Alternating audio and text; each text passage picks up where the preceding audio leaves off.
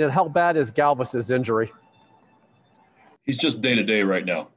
So it's the left groin strain, soreness.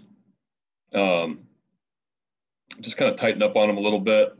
Feels a lot better now. So it's fortunate for us. He's just going to be day-to-day. Nathan Ruiz, go ahead. Brandon, Matt's had a few starts like this where he's pitched well in the first few innings and then kind of struggled there in the middle. Was today different in any way in that or did he just happen to get 3-6 today? I thought he got over the hump there. I thought his stuff stayed the same through the fifth. And, only gave up that one run there in the sixth inning, but impressive performance, good life to his fastball, good two-seamer again.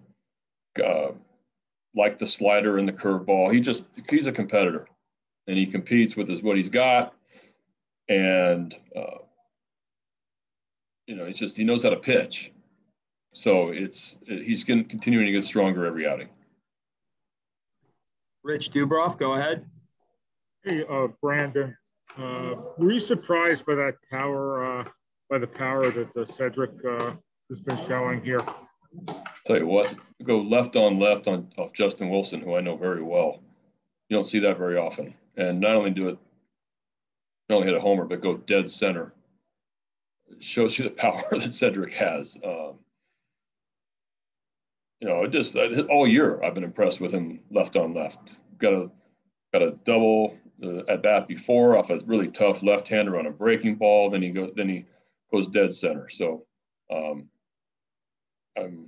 he's just playing extremely well, and what he's doing is not easy to do. To hit left-handed off left-handed pitchers a few months ago, and to do what he's doing, taking the at-bats he is I don't have the words for it.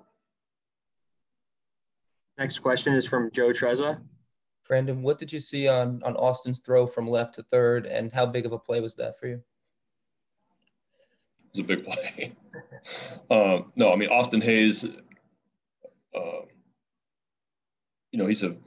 it's a plus arm, and it's extremely accurate.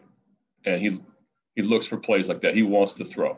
And so ball took him to his line. That's not easy to then plant and make a strong throw to third base, and he puts it right on the money. So that was a game-saving play. Stan Charles, go ahead. Brandon, I'm really not trying to get you fined by the league.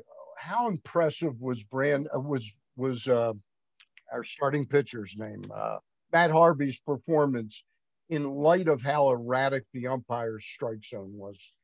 Well, I thought I had a conversation with him. I thought that there were a few that were borderline that wasn't going our way. And credit to Matt being a pro, keeping his composure, moving on to the next pitch after maybe not getting some that he should have gotten. Against the New York Yankees lineup, that's not easy to do. It's a tough game, and it's a tough game to umpire also. So I'm not going to, say anything from that standpoint. But I just thought it shows you Matt's competitiveness and how professional he is, and how he's able to not let missing a pitch possibly bothering him, but moving on and continuing to get outs. Nathan Ruiz, go ahead. Brandon, do you have any concerns about Tanner Scott? No, he's going to continue to throw him out there in big spots. I believe in the arm. I believe in the kid. He's had a couple rough ones with some command, but huge punch out on Odor to get Stanton to fly out. Huge punch out on Odor. That showed me a lot right there with the bases loaded to be able to throw the sliders that he did left on left. But we believe in Tanner's ability. I think he's a back end, late inning with the lead type of guy, and he's got that kind of stuff, and he's going to continue to get those experiences. David Lennon, go ahead. Hey, Brandon, you said before the game that, just because it was the Yankees with Matt, that it had kind of a potential to be a special night for him. And you mentioned the life on his fastball. He was moving his pitches around really well. Do you think he had a little something extra for tonight just by the way he looked and because it was his best start of the year? I just think he's continuing to build. We've seen 95s before.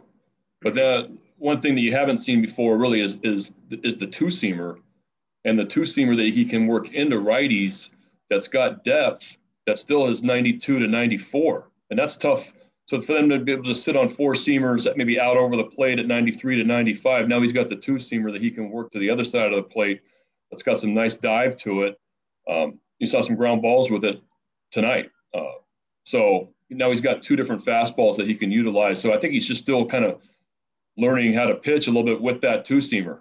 I like actually to throw him a little bit more. I thought he should throw it a little bit more tonight, just because from the dugout, at least I haven't seen obviously the replay of the game, but from the dugout, sometimes you can't tell if it's slider just because of the tilt to it.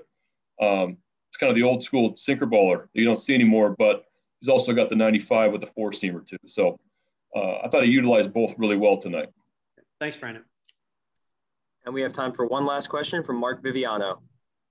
Hey, Brandon, as much as you can clarify, because it was never made quite clear for those of us watching, and maybe for your own future reference, was there no allowable review on the play at third base that got Boone ejected? Do you know what the rule is there as to why it wasn't even looked at?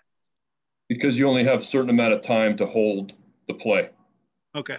And the same thing happened to me in Texas last week. Gotcha. Thank you. You have a certain amount. It's very, very hard. Things happen so fast. Your eyes are going all over the place. And like in our situation, I had a player hurt in Texas. We're way away from the field. I'm trying to hold. They just said I didn't get it in time, and I'm assuming that's what happened with Booney there too.